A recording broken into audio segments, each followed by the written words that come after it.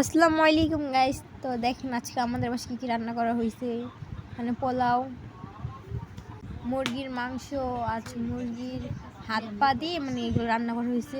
আর এখানে সালাদ মাখা হচ্ছে খাবারের জন্য। এই খেতে সালাদটা কিন্তু অনেক মজা লাগে, আপনারাও বাসায় ট্রাই করবেন। সবাইকে পরিবেশন করা হচ্ছে এখান দিয়ে।